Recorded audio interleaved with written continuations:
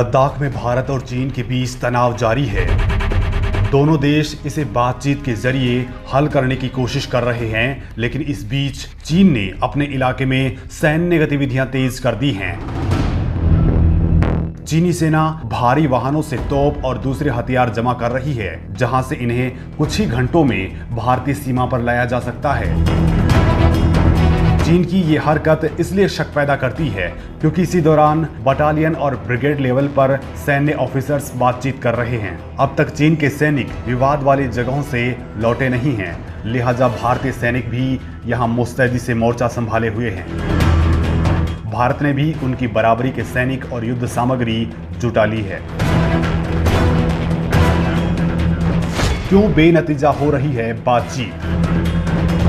Reports के मुताबिक दोनों देशों के कमांडिंग ऑफिसर्स और ब्रिगेड कमांडर्स के बीच रोज बातचीत हो रही है, लेकिन अब तक ये बातचीत बेनतीजा रही है। मुमकिन है कि जल्द ही मेजर जनरल रैंक के ऑफिसर्स बातचीत करें ताकि तनाव जल्द खत्म किया जा सके। चीन चाहता है कि भारत अपने हिस्से में इंफ्रास्ट्रक्चर का काम बंद कर दे। विवाद की वजह यह भी है कि चीनी सैनिक कई बार भारतीय सीमा में घुस आते हैं। हमारे सैनिकों से इनकी हाथापाई होती है। मई के तीसरे हफ्ते में गंभीर झड़पें हुई और अब ये पूरे लद्दाख में हो रही है। सूत्र बताते हैं कि चीन के जवाब में भारत ने भी माकूल इंतजामात कर लिए हैं। इस मामले की शुरुआत में चीन ने चौंकाया। उसने तेजी से करीब 5000 सैनिक उस इलाके में तैनात कर दिए। कुछ भारतीय सीमा में भी घुसपैठ हुई। क्या खत्म हो सकता है सीमा विवाद? भारत और चीन के बीच सीमा से संबंधित मसले सुलझाने के लिए 4 जरिए मौजूद हैं। इनमें से 2 1993 और 1996 में बने थे। 2005 और 2013 में भी इससे जुड़ी प्रगति हुई। कॉन्फिडेंस बिल्डिंग मेजर्स भी हैं। इन्हीं समझौतों के आधार पर दोनों देश बातचीत करके सीमा विवाद सुलझाते आए हैं। प्रधानमंत्री मोदी और चीनी राष्ट्रपति शी जिनपिंग के बीच भी बैठकें हो चुकी हैं। इनमें भी सीमा विवाद बातचीत से सुलझाने पर सहमति बनी। रक्षा मंत्री राजनाथ सिंह ने भी कहा है कि चीन के साथ मिलिट्री और डिप्लोमेटिक दोनों लेवल पर बातचीत चल रही है। बातचीत जारी, फिर भी बढ़ी तैनाती।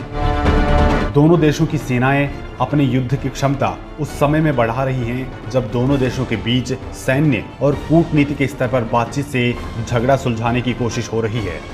जब चीन की सेना LAC पर आर्टिलरी गन और कॉम्बैट व्हीकल लाने लगी तो भारतीय सेना भी चीन के पास अपने बेस पर चीनी सेना को टक्कर देने लायक हथियार और युद्ध सामग्री जुटाने लगी।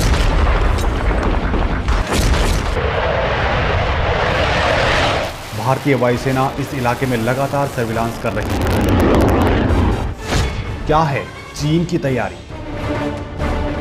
चीन ने करीब 5000 सैनिक पेंगोंग लेक और गलवान घाटी में तैनात कर दिए हैं। साथ ही वो अस्थायी इंफ्रास्ट्रक्चर और हथियार भी जमा कर रहा है। हालांकि इन आंकड़ों की कोई आधिकारिक पुष्टि नहीं की गई है। सूत्रों के मुताबिक सैटेलाइट इमेज से ये साबित होता है चीन ने अपनी सीमा में डिफेंस इंफ्रास्ट्रक्चर भी बनाना शुरू कर दिया है। बताया जा रहा है कि चीन ने ये सब सिर्फ भारत पर दबाव बनाने के लिए किया है।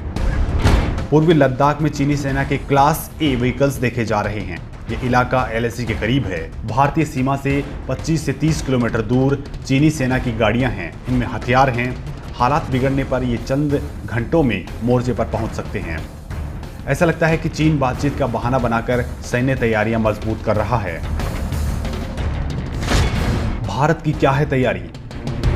भारतीय सेना की रिजर्व डिवीजन को लद्दाख में तैनात किया जा चुका है। ये वो सैनिक हैं जिन्हें ऊंचाई या पहाड़ी इलाकों में जंग की महारत हासिल है।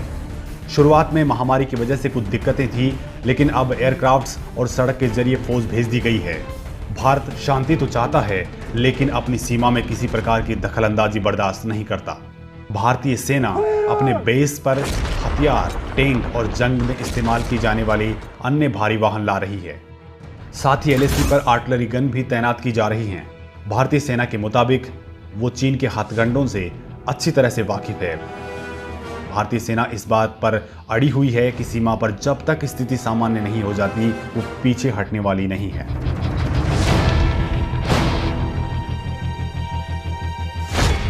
चीन ने भारत को दी चेतावनी।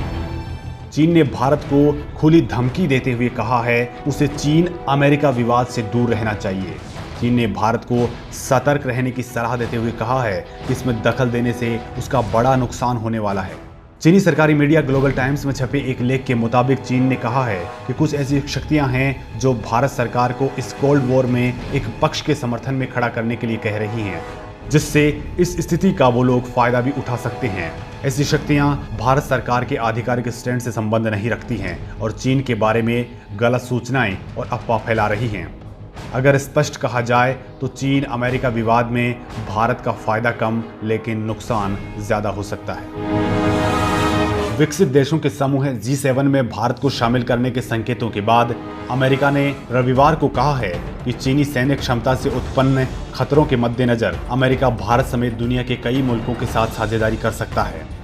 अमेरिकी विदेश मंत्री माइक पोम्पियो ने कहा कि चीन की सैन्य चुनौतियों से निपटने के लिए इस रणनीति पर विचार कर रहा है। आपको बता दें कि अमेरिका उन देशों के साथ अपने मैत्री को बढ़ाना चाहता है जो चीन की साम्राज्यवादी नीतियों से खफा हैं। उन्होंने कहा कि इस क्षेत्र में हम भारत के साथ ऑस्ट्रेलिया, दक्षिण कोरिया और जापान के साथ और सहयोग बढ़ा सकते हैं। खास बात ये कि शनिवार को राष्ट्रपति डोनाल्ड ट्रंप ने G7 की विस्तार योजना के तहत भारत के साथ दक्षिण कोरिया और ऑस्ट्रेलिया को शामिल करने के संकेत दिए थे।